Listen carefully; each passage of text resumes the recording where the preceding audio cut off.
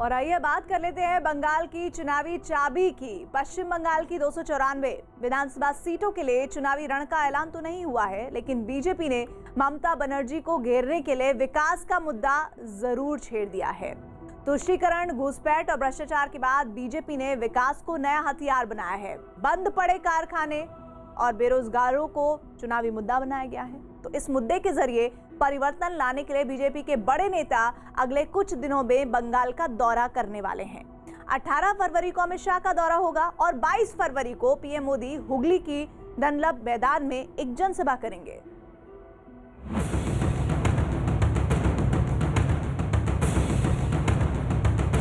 किसी को आमंत्रण करके, निमंत्रित करके उसको बेइज्जत करना है, आपको शोभा नहीं देता है।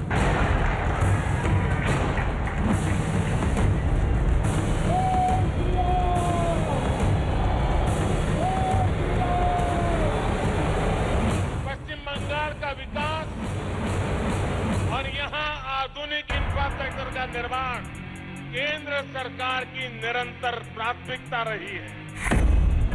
अब की बार बंगाल में विकास बरार पार।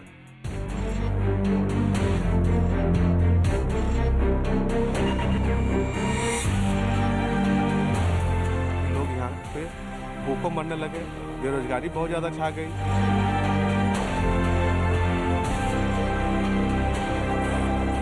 जितने तमाम लोग जिसके पास में मतलब खाने का दाना तक नहीं है, अभी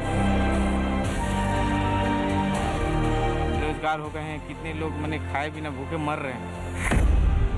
बीजेपी का वादा, मिलेगा बंगाल के लोगों को रोजगार।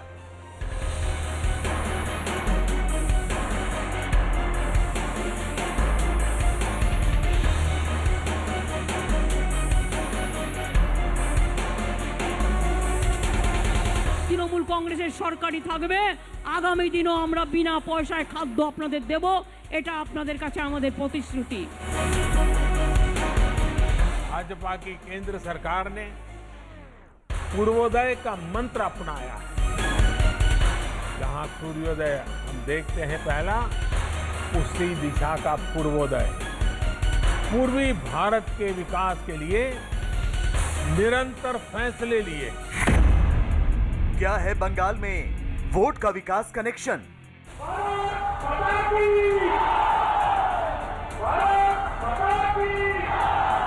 पश्चिम बंगाल में विधानसभा चुनावों के ऐलान से पहले ही बीजेपी ने दीदी के दुर्ग में सेंध लगाने की शुरुआत कर दी। बीजेपी ने सबसे पहले ममता बनर्जी पर तुष्टीकरण की राजनीति का आरोप लगाते हुए जय श्री राम का नारा बुलंद किया। जय श्री राम, जय श्री राम, जय जय श्री राम।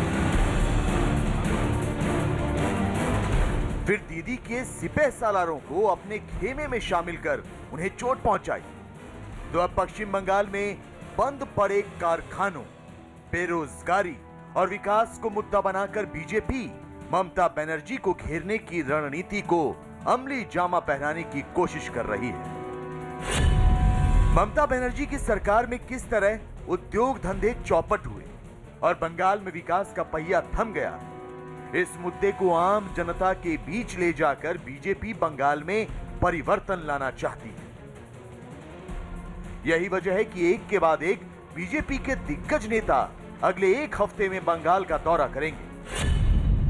8 से 9 फरवरी को बीजेपी के चाणक्य अमित शाह बंगाल दौरे पर रहेंगे, जबकि 22 फरवरी को पीएम मोदी पश्चिम बंगाल के हुगली जाएंगे। पीएम मोदी हुगली के इसी डनलप मैदान में 22 फरवरी को जनसभा करेंगे। लगभग 50,000 लोगों के बीच नरेंद्र मोदी इसी मैदान से एक बार फिर बंगाल में परिवर्तन का शंखनाद करेंगे। हालांकि टीएमसी ने ऐलान किया है कि 24 फरवरी को हुगली के इसी डनलप मैदान में ममता बनर्जी की भी रैली होगी। मतलब ये कि हुगली के डनलप मैदान में हल्ला बोल होगा। इसी मैदान में पहले प्रधानमंत्री नरेंद्र मोदी की जनसभा और उसके बाद करीब 48 घंटे के भीतर पश्चिम बंगाल की मुख्यमंत्री ममता बनर्जी की रैली होगी। अभी बंगाल का मुख्यमंत्री प्रधानमंत्री जी को फॉलो कर रहा है। तो भविष्य में क्या होगा? तृणमूल स्तर का जो नेता लोग हैं, जो कर्मी लोग हैं तृणमूल स्तर, अब सब लोग मोदी जी को फॉलो करेंगे। मोदी सभा का बाद में क्यों हो रहा है? पहले तो होना चाहिए था। नहीं, ये तो देखिए, ये तो आप लोगों का प्रश्न हो सकता है संवाद माध्यम का। हम लोग का है कि हमारे मुख्यमंत्री जब समय देंगे, जब फिक्स करेंगे जिस जिले के लिए जो डेट, उसी डेट में होगा। हुगली के इस डनलप मैदान में पीएम मोदी की जनसभा के ठीक बाद ममता बनर्जी की रैली के राजनीतिक मायने हैं। भले ही बीजेपी और टीएमसी एक दूसरे पर तंज कस रही हो, लेकिन हकीकत तो यह है कि यह सिर्फ एक मैदान नहीं, बल्कि बंगाल चुनाव में बीजेपी की विकास वाली रणनीति का केंद्र है। हुगली के इस डनलप ग्राउंड की क्या अहमियत है, इसका अंदाजा आप इसी से लगा सकते हैं कि यहां आसपास रह रहे करीब 7,000 लोगों की खुशी का ठिकाना नहीं है। प्रधानमंत्री नरेंद्र मोदी की रैली से वो उत्साहित है, क्योंकि 23 साल से यहां की डनलप फैक्ट्री बंद है, जिसकी वजह से लोगों की रोजी रोटी का जरिया छिन गया है। 1998 में यह फैक्ट्री बंद हुई थी। हालांकि तृणमूल सरकार ने इस फैक्ट्री को खोलने का वादा किया था, लेकिन अब तक यह फैक्ट्री नहीं खुल सकी है। सरकारों ने आज तक तो हम लोगों ने सिर्फ सरकार से वादा ही सुना है कि हम ये कर देंगे, हम अगर सत्ता में आ गए तो हम डनलप खुलवा देंगे, यहाँ की बदहाली को समाप्त कर देंगे, यहाँ के लोग खुशहाल हो जाएंगे। मगर जब से फैक्ट्री बंद है, हमने सिर्फ वादा ही सुना है, कोई यहाँ पे फिर मुड़ के नहीं आया। बेरोजगार हो गए हैं, कितने लोग मैंने खाए बिना भूखे मर रहे हैं यहाँ पे, ऐसा कंडीशन राजनीति की वजह से। तो वो लोग बेरोजगार से रोजगार कुछ कर पाए।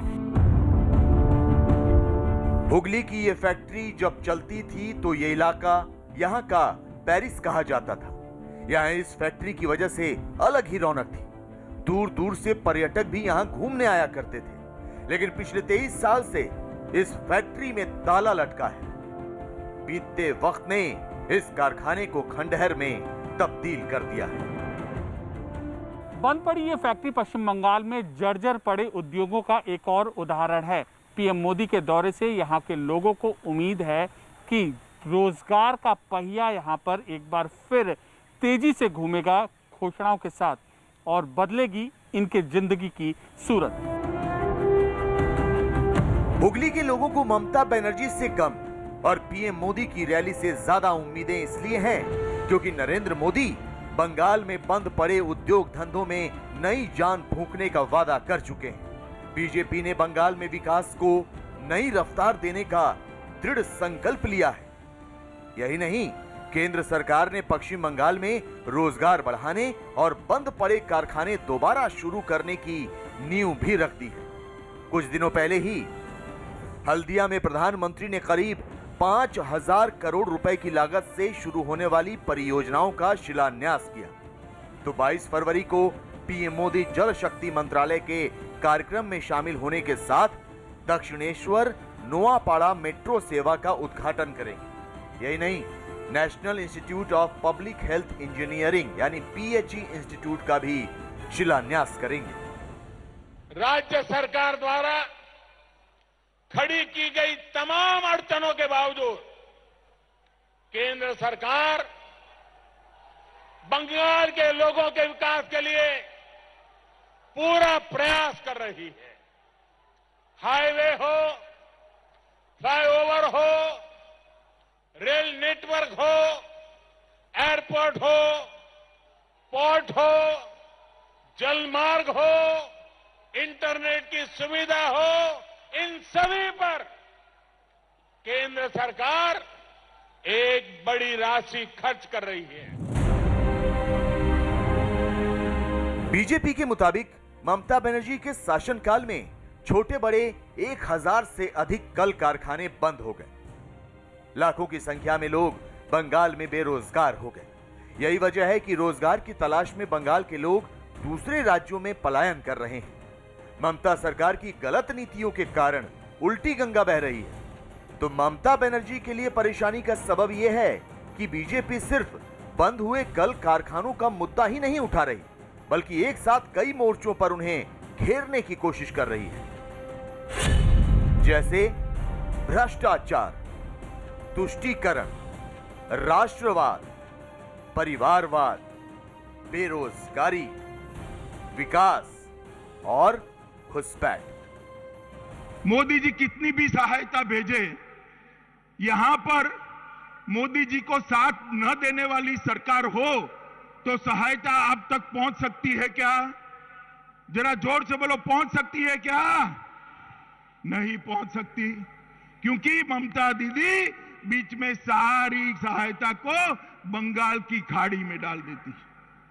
यहां पर एक ऐसी सरकार चाहिए जो मोदी जी के कंधे से कंधा मिलाकर बंगाल के गरीब लोगों के कल्याण के रास्ते पर आगे बढ़े।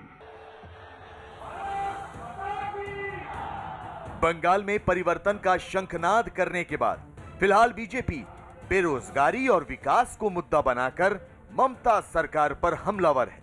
तो ममता बनर्जी की मुश्किल वो आंकड़े हैं जो बीजेपी अपने आरोपों के समर्थन में रखती है। ऐसे में सवाल ये कि क्या ममता बनर्जी बीजेपी के नए मंत्र विकास से वोट का काट ढूंढ पाएंगी या फिर पार्टी में चल रहे अंतर कलह से ही जूझती रह जाएंगी। और एक दौर वो भी था जब पश्चिम बंगाल उद्योग धंधों के लिए जाना जाता था, लेकिन वामपंथ के राज में यूनियनबाजी कंपनियों का काल बनकर आई। जूट उद्योग के लिए मशहूर पश्चिम बंगाल की फैक्ट्रियों पर देखते ही देखते ताले लग गए। बरसों बरस ये फैक्ट्रियां बंद पड़ी रहीं। 2021 के चुनाव में ममता बनर्जी और बीजेपी दोनों ने बंगाल में उद्योग धंधों को नया जीवन देने की शपथ उठाई है। ऐसे में चुनावी वादों पर हुगली जिले में बंद पड़ी जूट मिल के मजदूरों का क्या कहना है, जानने के लिए देखिए हमारी ये रिपोर्ट। हम लोग का बहुत दिक्कत है, मिल बंद होने से बहुत प्रकार की हम लोग का दिक्कत है। हम लोग को बहुत दुखी सभी लोग हैं। जब काम नहीं होगा, काम नहीं मिलेगा तो दुख होगा करेगा हम लोग का। फैक्ट्री पर ताले, रोटी के लाले, बहुत दिक्कत है। ये मिल बंद है 3 साल से, हम लोग को खाना पीना बहुत तकलीफ हो रहा है। बड़ी आबादी बेरोजगार, बीजेपी लाएगी रोजगार की चाबी।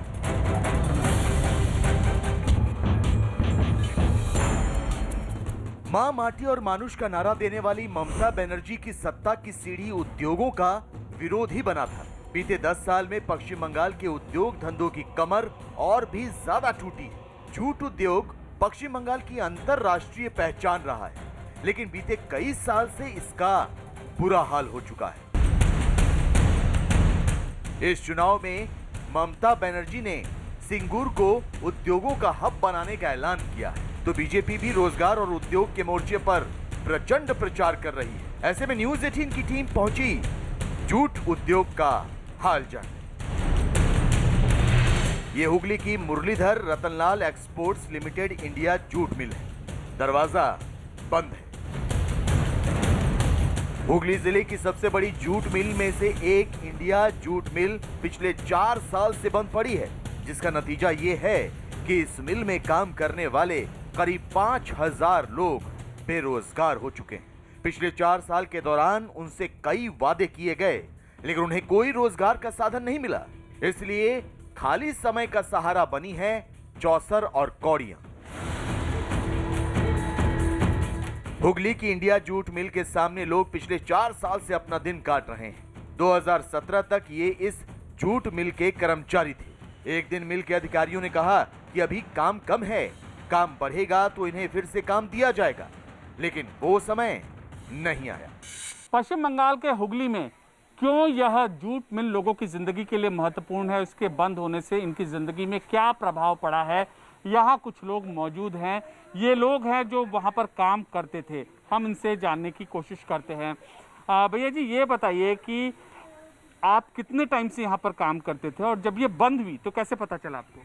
बंद हुआ है जो मालूम नहीं था कि कच्चा माल का वो मैनेजमेंट जो बोला है कि जो कच्चा माल हम लोग को सप्लाई नहीं होता है, उसके बाद देखते हैं तो आस्ते आस्ते आस्ते आस्ते बंद करने के चला गया।